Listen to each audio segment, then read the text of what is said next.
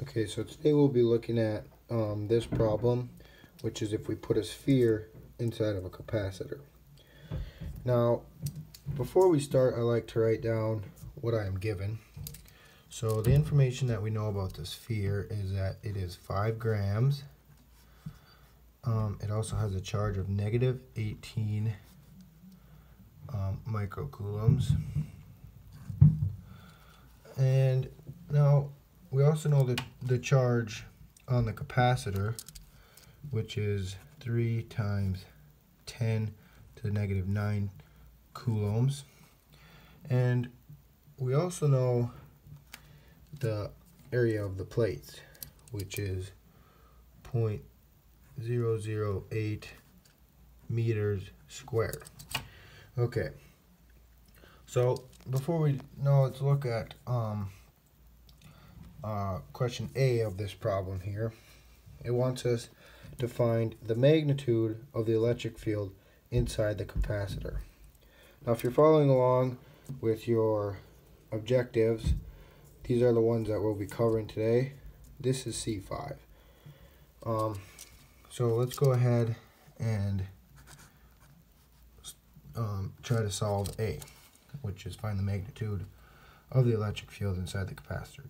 Okay, so we're given all these numbers, so we need an equation that fits this picture. So after if you look at your equation sheet, you will come to realize that you want E equals Q over EO and then A. So what do all these mean? So we have Q, which is the total charge of the capacitor, or on the capacitor. I'm sorry, on the capacitor. EO is a constant. You can find this on your equation sheet. And A is going to be the area of the plates. So the area of the plates here. Now, we're given the total charge here. We're given the area of the plates here. So we now can find the magnitude of the electric field. So we simply plug these numbers in. E equals Q 3 10 to the negative 9 divided by E. So now we need to find our EO, which is our constant. And we go over here, we find EO in our list of constants, and sure enough, here it is. So we plug this into our equation here.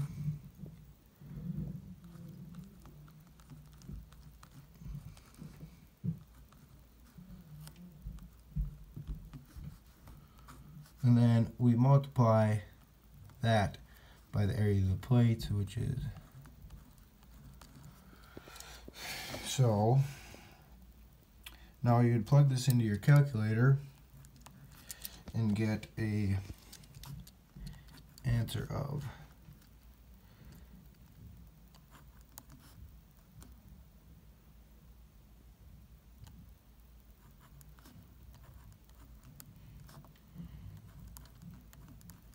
42,372.88 newtons per coulomb.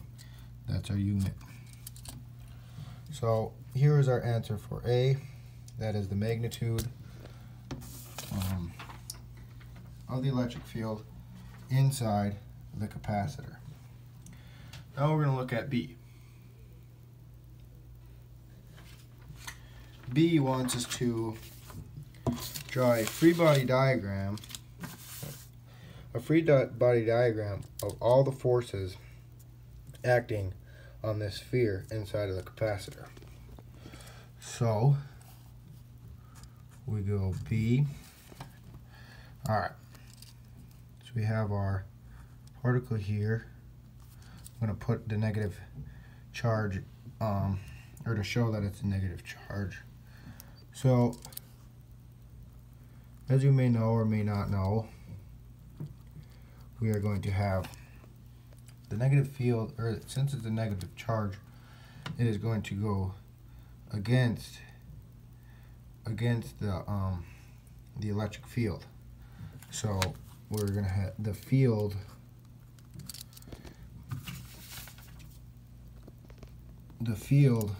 will be the force that is pushing our negative particle up. So field on the sphere. Okay, now since we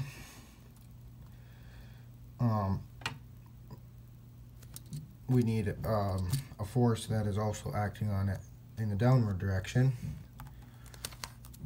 since we are on Earth, we have a weight force of the Earth pulling on the sphere, which is, well, or just a gravitational force that is acting on it.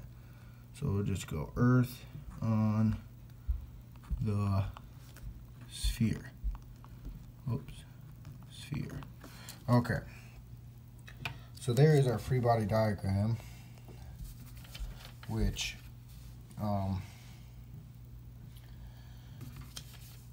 was, well, let me backtrack real quick, but this is our free body diagram. Now if we're following along with our objectives here, this, since we used capacitor equations to find the magnitude of the electric field inside the capacitor, if you look on your objective sheet, that would be C5, which is also down here. Now drawing a free body diagram would drawing a free body diagram would be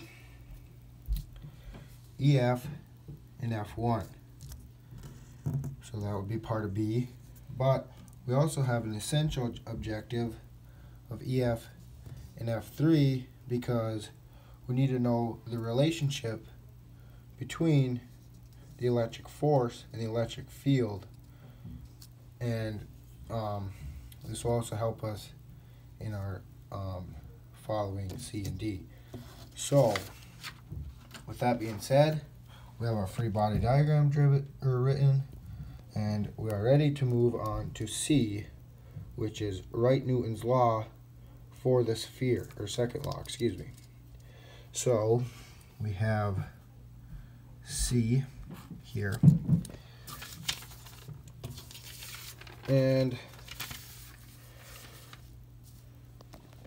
what we are going to do here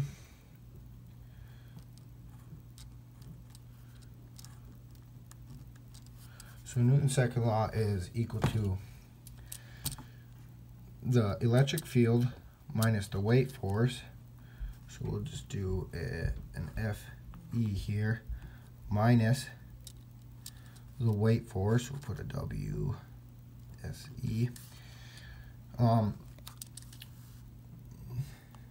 We cannot say this is equal to 0 because we know that this force is greater than this force. So what is it equal to? Well, the mass times the acceleration. So here's Newton's second law. But in D, we will answer this question or this equation a little bit better. So let's move on to D here. And D is find the acceleration of the sphere. So that is going to be, if you're following along with your learning objectives again, that is going to be EF and F3, which is an essential objective.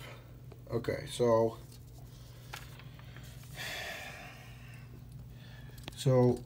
to find the acceleration, of the sphere, we would want FE minus weight force divided by, this is where we're going to incorporate this m, so the mass will be under here. Now before we simply can't just plug in numbers here. We need to find the force of the electric field on the sphere, and we need to find the weight force acting on the sphere as well, and then we can divide it by its mass. So let's start with the force of the electric field on the sphere, so Fe. Okay, now to find Fe, we need to use one of our equations that is an essential objective, which is F equals QE. Okay, so F would be the force that the electric field exerts on the sphere. So that is what we're trying to find. Q is the charge of the sphere, and E being the electric field which we found earlier. So we need to use this number, or this answer from A down here. Now luckily for us, we have the numbers to just plug in for Q and E. So F equals the charge on the sphere, 18 times 10 to, okay. Now this charge is not, or we took the negative sign from 18 because we implied it up here with the field. Since we implied it was a negative number and the field was acting on it, we can dismiss that for now. So we have the charge of the sphere. Now we need to multiply that by the number that we got earlier. So 42,372.88, and what we'll get here is 0.7627 newtons, since it is a force. So now this is also equal to our Fe. Now we need to find the weight force. So for the weight force, we need the mass of the sphere, which we have up here. Okay, so let's just bring that down here real quick. We're going to put 5 grams right here. Now the unit that we use in physics is kilograms, because kilograms is is the unit that we use when we show gravitational or weight force.